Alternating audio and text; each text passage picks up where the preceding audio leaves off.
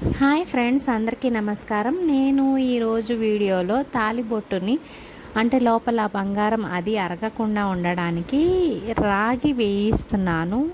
So మధ్యలో తాళిబొట్టుకి 2 సూత్రాలకి మధ్యలో గొట్టం కూడా ఉంటుంది కదా. సో దాన్ని మనం తాడుతో కట్టుకొని వేసుకుంటాము. సో అది అరిగిపోతూ ఉంటుంది. అలా అరగకుండా నీట్గా ఉండాలంటే మనం ఇలా రాగి వేయించుకుంటే లోపల చాలా నీట్గా ఉంటుంది. అలాగే 1 ఇయర్ వరకు కూడా బంగారం అనేది లోపల అరిగిపోదంట. సో నేను అందుకని ఇలాగ రాగి వేయించేస్తున్నాను. సూత్రాల మధ్యలో సూత్రాల మధ్యలో బంగారపుది గొట్టం కూడా ఉంటుంది కదండి, దాని లోపల కూడా నీట్గా కట్ చేసి అరగకుండా ఉండడానికి రాగి వేయించేస్తున్నాను. సో చాలా నీట్గా వేస్తున్నారు. సో మనకి నల్ల పూసలు అండ్ ఎర్ర పూసలు, అలాగే లక్ష్మీదేవత బిళ్ళలు ఇలా ఏమైనా ఉంటే వాళ్ళకి ఇచ్చేస్తే ఇలా నీట్గా వాళ్ళే అమర్చేస్తారండి.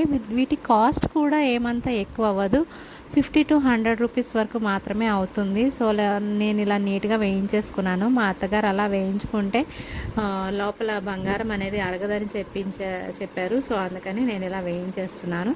సో మీకు ఏదైనా యూజ్ అయితే మీరు కూడా ఇలా చేయించుకోండి. సో మన బంగారం అనేది కొంచెం అరగకుండా అనేది ఉంటుంది. సో చూడండి ఎంత నీట్గా చేసేసారు.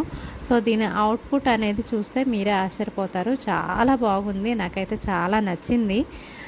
ఇలా వేయించుకుంటే అట్లీస్ట్ సంవత్సరం వరకు బాగుంటుంది. చూడండి ఎంత బాగా చేశారో, అసలు చాలా నీట్గా చేశారు కదండి.